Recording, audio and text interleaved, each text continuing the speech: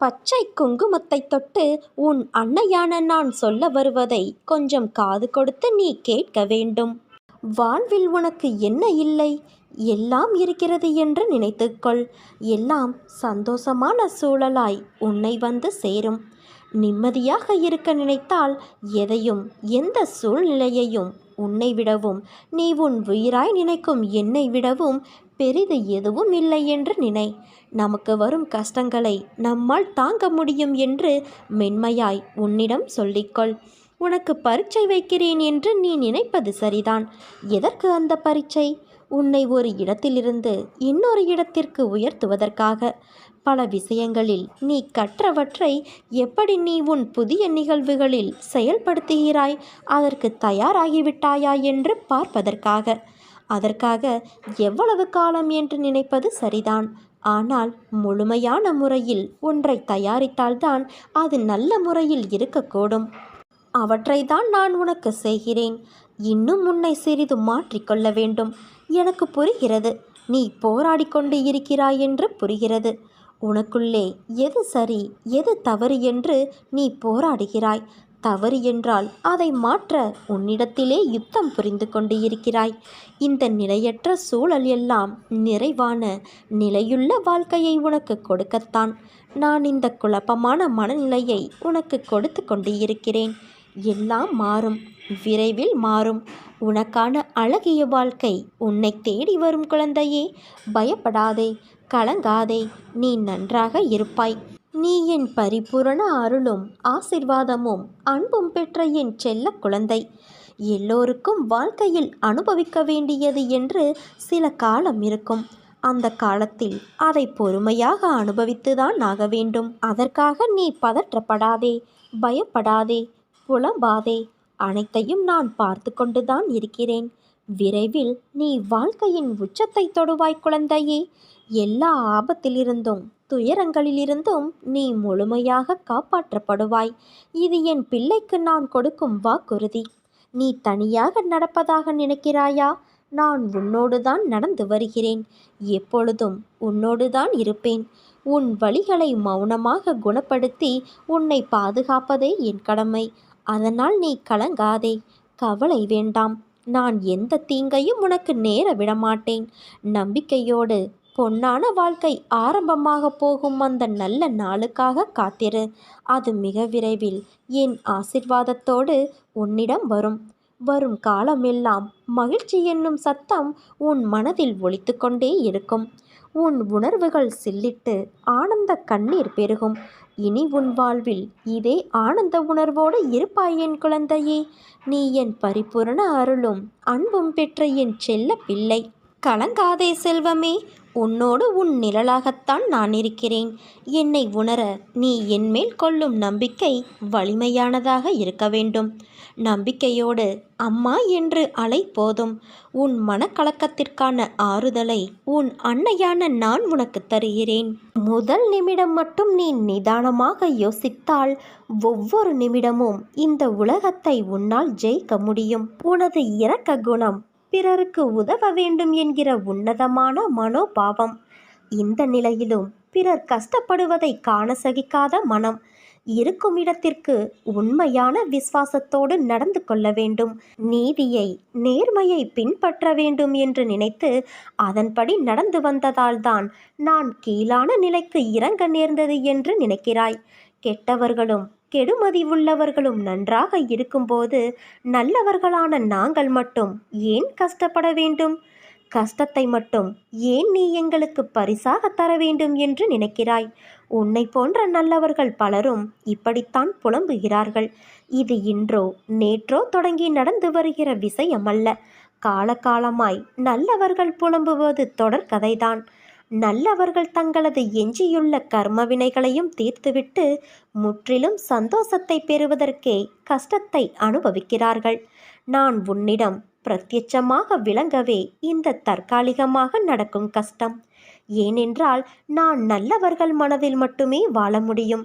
கெட்டவர்கள் மனதில் எனக்கு இடம் ஏது? இப்படி உன்னை கஷ்டப்படுத்தி நான் வாழ்வதால் என்ன பலன் என்று நீ நினைக்கலாம். நான் உன்னை பக்குவப்படுத்தி பெருமைப்படுத்துவதற்கு இதை உனக்கு வரப்பிரசாதமாக கொடுத்திருக்கிறேன். உன்னுடைய தகுதிக்கும் தாங்கும் சக்திக்கும் ஏற்பத்தான் கஷ்டத்தை தருகிறேன். இதை உன்னால் சமாளிக்க முடியும். சோர்வு எதற்கு? அது உன்னை பலவீனப்படுத்தி சிந்தனையை முடக்கும், செயலை குறைக்கும், மந்த புத்தியை உண்டாக்கும். இதற்காகவா நான் கஷ்டத்தை கொடுத்தேன்? இந்த நேரத்தில் நீ வேகமாக செயல்பட வேண்டும். உன்னோடு உன் அன்னையான நான் இருக்கிறேனே. இன்று உனக்கு ஏற்பட்ட விஷயங்களை அவமானம் என்று கருதாதே. உன் மனதில் கபடம் இல்லை. உன் மனதிற்கு தெரியும் யார் உன்னை ஏமாற்றுகிறார்கள் என்று. அவர்களை உன் வாழ்விலிருந்து நகர்த்தி வை. எதை வேண்டுமானாலும் பொறுத்து கொள்ளலாம். ஆனால் நம்பிக்கை துரோகத்தை மட்டும் பொறுத்து கொள்ள முடியாது. அப்படி செய்த அவர்களை என் கையில் விட்டுவிடு. அவர்களுக்கு நல்ல ஒரு பாடத்தை நான் கற்றுக் கொடுக்கிறேன். நீ எதையும் வெளியே காட்டாதே குழந்தையே. உனக்கான மிகப்பெரிய சொத்து உன் நிம்மதிதான். நீ அழாதே. இன்று உன் மனதில் ஏற்பட்ட காயம் என்பது என் மனதில் ஏற்பட்டதற்கு சமம். அதை நான் எப்படி சரி செய்கிறேன் என்பதை நீ பார். ஆனால் அவர்களுக்கோ அதையே அவர்கள் அனுபவித்துதான் புரிந்து கொள்ள வேண்டும் என்பது அவர்களுடைய விதி. மற்றவர்களுக்காக யோசி, உதவி செய். மற்றவர்கள் கஷ்டத்தை நினைத்து வருந்து. மற்றவர் வழிக்காக பிரார்த்தனை செய்.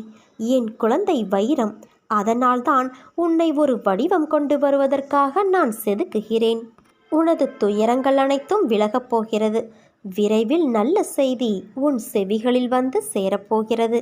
நீ நினைத்து பார்க்க முடியாத அளவிற்கு உன்னை நான் உயர்த்தப் போகிறேன் குழந்தையே. சீக்கிரமே உனக்கு நல்ல வழி பிறக்கும். என்னை முழுவதுமாக நம்பு. அப்போது நான் உனக்கு இளைப்பாறுதல் செய்வேன். என்னிடம் முழு மனதோடு கேள். என்னிடம் உள்ள அனைத்தையும் நான் உனக்கு தருவேன். சோதனையும் வேதனையும் உன்னை சோர்ந்து போக செய்வதற்காக வருவதல்ல, போதனை செய்வதற்காகவே வருகின்றன. போதனையை உணர்ந்தால் உனக்கு சாதனையாக மாறும். உன் இல்லம் தேடி நானே வந்துவிட்டேன். இன்றிலிருந்து உன்னை நான் காப்பேன். இது உன் அன்னையான என்னுடைய சத்திய வாக்கு. மனம் சஞ்சலம் என்னும் ஜாதியை சேர்ந்தது. அதை கட்டவிழ விடக்கூடாது. புலன்கள் கட்டுக்கு அடங்காமல் தலை தெறிக்க ஓடலாம். ஆனால் சரீரம் பொறுமை காக்க வேண்டும். புலன்களை நம்பக்கூடாது. புலன் இன்பங்களில் நாட்டம் வைக்கக்கூடாது. கொஞ்சம் கொஞ்சமாக அப்பியாசம் செய்தால் மனதின் சஞ்சலம் போய்விடும். புலன்களுக்கு என்றும் நீ அடிமையாகிவிடாதே. அவற்றை முழுமையாக கட்டுப்படுத்த முடியாமல் போகலாம். ஆனாலும் நியமிக்கப்பட்ட விதிகளின்படி அவற்றை கட்டுப்படுத்துதல் மிகவும் அவசியம். ரூபம் என்னும் விஷயம் கண்களின் பார்வைக்கு சொந்தம். அழகை பயமின்றி ரசிக்க வேண்டும். இங்கு நாணத்திற்கு என்ன வேலை? ஆனால் துர்புத்திக்கு இடம் கொடுக்கக்கூடாது. இறைவனின் படைப்பில் உள்ள அழகை அப்பழுக்கற்ற மனதோடு ரசிக்கலாம். தூய மனம் இயல்பாகவே புலன்களை கட்டுக்குள் கொண்டு வரும். இன்பங்களை துய்ப்பது என்பது மறந்து போகும். தேரை சரியான இலக்குக்கு ஓட்டி செல்வதற்கு தேரோட்டிதான் மூல காரணம். அதே போல நமக்கு நன்மை செய்யும் புத்தி புலன்களின் இழுப்புகளை கட்டுக்குள் வைக்கும். தேர் எங்கே செல்ல வேண்டும் என்பதை தேரோட்டிதான் தீர்மானம் செய்கின்றான். அவ்வாறே புத்தி புலன்களை கட்டுப்படுத்தி சரீரம் தன் இஷ்டம் போல செயல்படாமலும் மனம் சஞ்சலத்திலேயே மூழ்கி போகாமலும் நம்மை காப்பாற்றுகிறது. சரீரம், புலன்கள், மனம் ஆகியவற்றோடு கூடிய ஜீவன் இன்பங்களையும் துன்பங்களையும் அனுபவித்து முடித்த பிறகு விஷ்ணு பதத்தை அடைகிறது. இவ்வாறு நிகழ்வது புத்தியின் சாமர்த்தியத்தினால்தான். மெய், வாய், கண், மூக்கு, செவி ஆகிய புலன் உறுப்புகளை முரட்டு குதிரைகளாகவும், தொடு உணர்வு, சுவை, பார்வை, வாசனை, ஓசை ஆகிய புலன் இன்பங்களை அளிக்கக்கூடிய எல்லா விஷயங்களையும் நரகத்திற்கு மார்க்கங்களாகவும் கருத வேண்டும். விஷய சுகங்களின் மீது சிறிதளவு பற்று இருந்தாலும் பரமார்த்த சுகத்தை அது நாசம் செய்துவிடும். அதனால் அதை மிச்ச மீதியின்றி தியாகம் செய்துவிடு. அப்பொழுதுதான் உனக்கு மோட்சம் கிடைக்கும். வா குழந்தையே, இன்னும் என் அருகில் வா.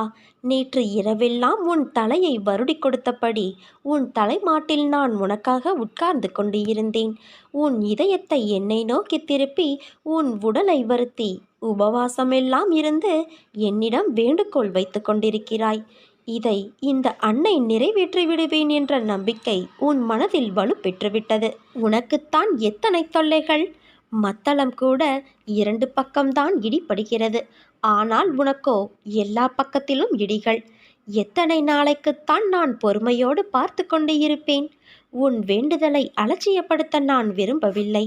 நீ உன்னை கடுமையாக வருத்தித்தான் என்னை நோக்கி கேட்க வேண்டும் என்றும் இல்லை.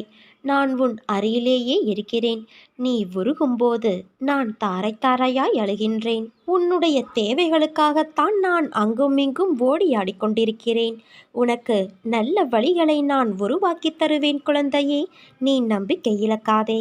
யாரேனும் ஒருவர் தன்னை என் குழந்தையாக பாவித்து என்னிடம் வேண்டிய அளவு சரணடைந்து அந்த சரணாகதியை முழுமையானதாக செய்து கொள்ள முயற்சிகள் முழுவதும் எடுத்துக்கொண்டு விட்டால் நான் அவனுடைய எல்லா சுமைகளையும் ஏற்க முன்வந்து அந்த பக்தரை உண்மையிலேயே தன் குழந்தையாக ஆக்கிக் கொள்கிறேன்.